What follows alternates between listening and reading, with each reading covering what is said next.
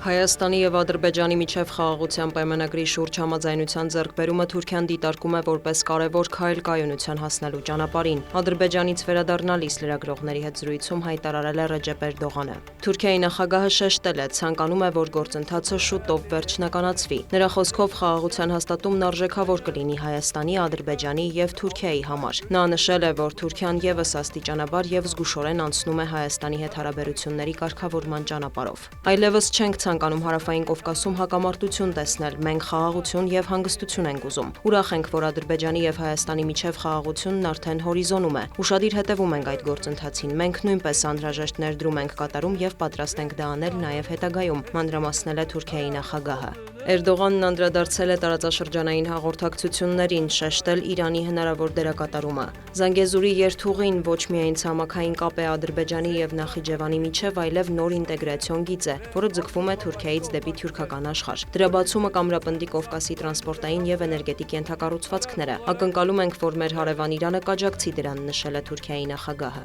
Էրդողանը կարծիք է հայտնել, թե այդ քայլը տնտեսական օգուտներ կբերի և կմերձեցնի տարածաշրջանի երկրներին։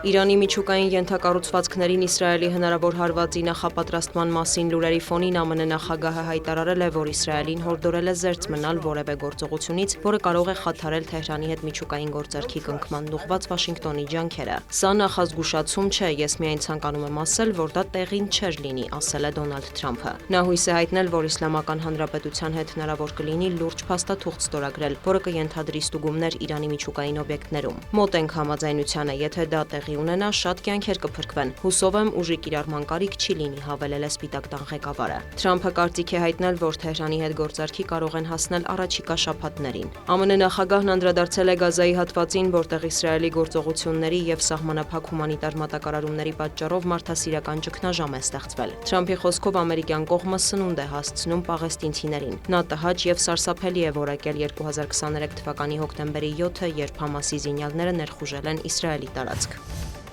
Գազայում ստեղծված իրավիճակի հետ կապված մտահոգություն է հայտնել նաև Մեծ Բրիտանիայի վարչապետը։ Այնտեղ տառապանքի մակարդակն անտանելի է, անմեղ երեխաներ են ռմբակոծվում, սարսափած ենք, քանի որ Իսրայելի գործողությունների հետևանքով ականատեսնենք էսկալացիայի, հայտարարել է Քիր Սթարմերը։ Նա նաև կոչ է արել հրադադար հաստատել ազատելու Համասի մոտ պահվող գերիներին։ Իսրայելը պետք է թույլ տա, որ մարդասիրական աջակցությունն ավելացվի, չենք կարող թույլ տալ, որ Գազայի ժողովուրդը սովամահ լինի, հավելել է Սթարմերը։ Ավելի վաղ Մեծ Բրիտանիան, Կանադան և Ֆրանսիան կոչ էին արել Իսրայելին դադարեցնել ռազմական գործողությունները Գազայում, դատապարտել Իսրայելի կառավարության որոշ անդամների հայտարարությունները պաղեստինցիների զանգվածային տեղահանման մասին։ Բենյամին Նեթանյահուն անընդունելի է համարել իր ձևակերպմամբ Իսրայելի պաշտպանական պայքարը դադարեցնելու կոչերը։ Նա կրկնել է. «Համասը պետք է ոչնչացվի, գերիները վերադարձվեն, Գազան էլ ապառազմականացվի»։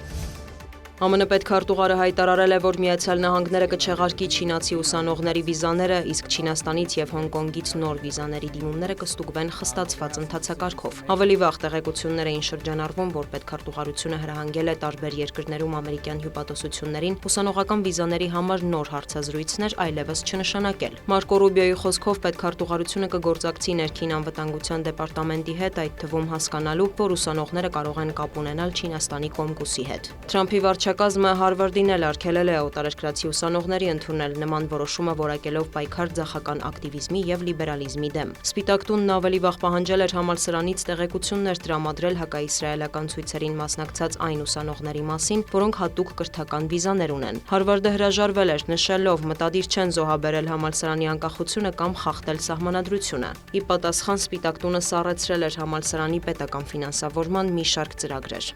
Դիանա Գասպարյան, լուրեր։